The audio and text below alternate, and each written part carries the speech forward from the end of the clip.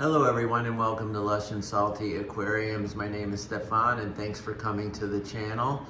Okay, I took a seat in front of my 135 gallon display tank to give you sort of a overview and update about what's going on in this tank. It's mostly all good news. I might touch on a few topics that are not inherently good news, but all in all just part of the hobby. This tank is awesome, if I do say so myself. It is not without its challenges, for sure, and I've talked about that in earlier videos, and probably, as I've already intimated, like 2 or 3 times in the last 20 seconds, I'll touch on it again. But overall, this community fish tank is doing everything I had hoped and then some. I'm continuously playing around with the livestock, maybe adding one more fish than I should here and there, and I've actually taken some fish out when I don't think they're doing very well. I'm particularly having issues trying to find a hero group of angelfish that just stay happy and content together. I virtually got it, and I'll move in and talk about some of those, but it's not without its issues. And even as I move closer, I notice some aggression. This is the tank boss, this gorgeous veal-tail male, who's grown quite a bit since I got him, only about, I don't know, 45 days ago, but he's grown about 25% in all ways, finnage and body. I don't know how much more. Usually veal tails or super veals like this one don't get massive, but who's to say? This one's pretty big, and without question is the tank boss. I mean, to the degree that fish can be bossed around, mostly it's his other similar, it's species, it's other angelfish is what I'm trying to say. Rainbow fish, they don't care. They're fast, they're amazing, but they're a whole different animal, and they ignore the angelfish, and the angelfish ignore them.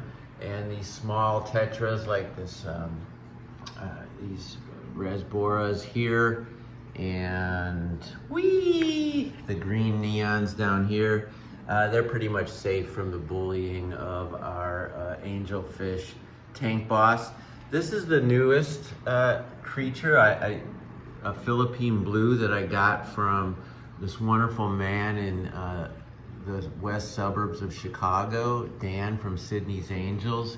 He sells these on his fish website, and so I urge you to go find him, look him up. I believe that's the one I got from him, and it's a tough breed, this Philippine blue. He's holding his own, or she, against these monstrous angels, and so this is an even bigger angelfish here, but that's the tank boss. So moving on, let's look at these millennial rainbow fish. Very, very beautiful. Here's a small black angel. One of the tricks I learned about mitigating angelfish aggression, interspecies aggression, is if you get them when they're quite small, contrary to what you might think, where they would be super vulnerable, the big fish tend to leave them alone because they don't see them as a threat to food or territory or mating. They're just little babies, and so they're largely ignored, and that's been the case with this one. And you can see the two here in frame. They're absolutely completely fine with one another, whereas when you introduce angelfish that are adults with other adults, I mean, anything could happen.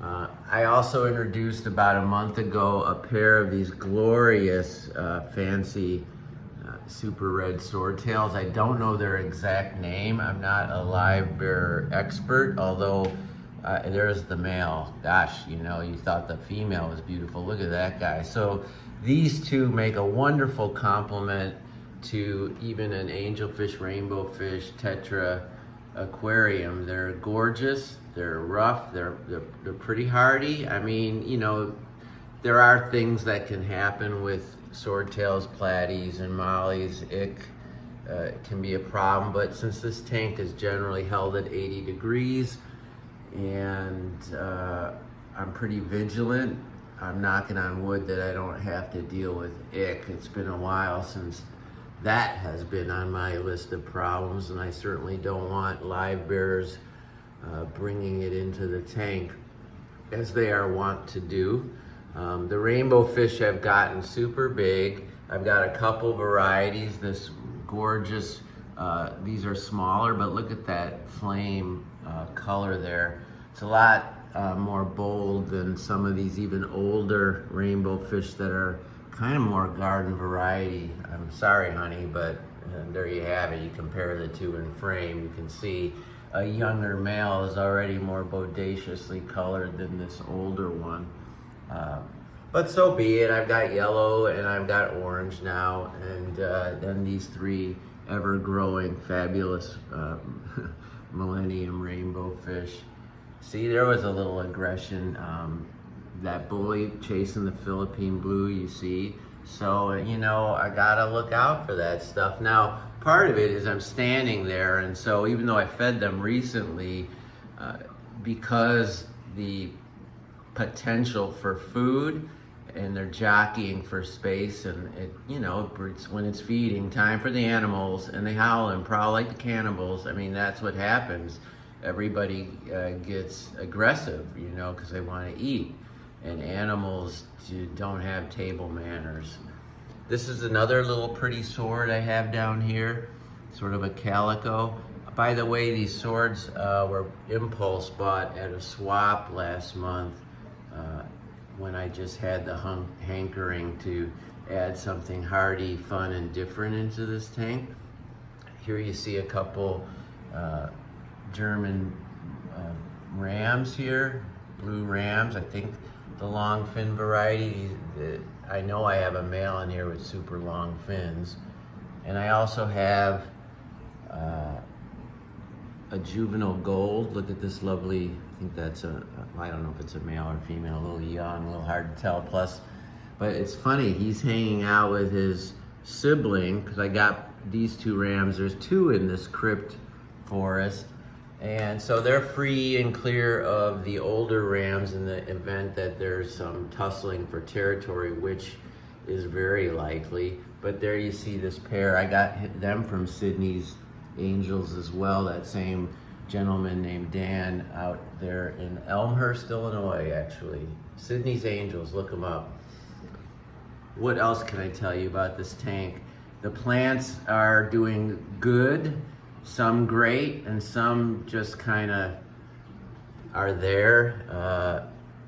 You do get problems with big tanks, like this Hygrophila Aquarium bosa, a big plant, but see at the bottom,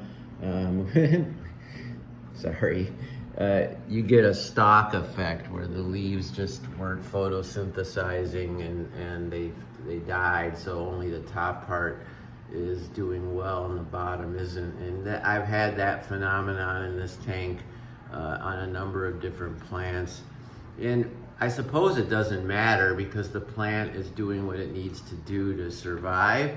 And I'm generally only seeing the tops, as are any other viewers to this tank. So in theory, it's not really a problem. But you know, you look for perfection and you get frustrated when you see any little thing. And that's an interesting, funny I mentioned that, because I did want to talk about what I had an epiphany, not necessarily a good one, but some tanks I was taking care of, and I'll talk about those in another video. The owners were quote unquote freaking out because there was a sick fish and they weren't sure, and could I check the water, and how, and you know, lots of texts, lots of concern. And you know, I'm the same way in some respect. If there's a problem in my tank, I just really want to figure it out and fix and manage and control. And you know, if you want to make God laugh, tell him you have a plan, and there's only so much we can do. And when you are dealing with a box of water with ecosystem that you're constantly having to manage, you're going to get a never-ending litany of bugaboos. But what I wanted to say is, people who are not in the hobby always say this to me: oh, it's so relaxing to look at a fish tank, and it's so serene, and you must love just chilling out and blah, blah, blah, blah, blah. I know you've heard this too. Folks, that sort of couldn't be further from the truth. It's not relaxing in the same sense as sitting on the couch and watching a movie. It's not even close to that. It's much more about vigilance and attention and some of the other stuff I was talking about. And we get obsessed, and I know I'm not the only one. And we want things right, and we want to fix things that aren't, and on, and it's never ending. Right when you think your tank is dialed in, something happens. You find a dead fish, or your nitrates have spiked and you don't know why, or your filter's broken, or there's a leak, God forbid, and so on and so forth. So relaxing is a misnomer. I don't believe that's an accurate depiction of our hobby. I think it's playing God, and it has a ton of responsibilities. At least that's how I feel. And I embrace those challenges, but it's not relaxing per se. It's good after you do a whole bunch of water changes and you're done with your maintenance and the tank looks great and I can make one of these videos. I mean, that brings me tons of joy, but relaxation, that doesn't fit into it. It's not really part of the puzzle. Now, fish tanks are put in doctors' offices and to quote unquote relax patients. And perhaps because they're not vested in the aquarium, it does have that effect, and I'm sure there's research that proves it out. But all the YouTubers I watch, and all of them, they might act chill, but I have a feeling they're just like me. They always want to keep their hands in the tank. And by inadvertently saying my so-called tagline, I'm going to end this video. All right, everybody, relax. Ciao for now.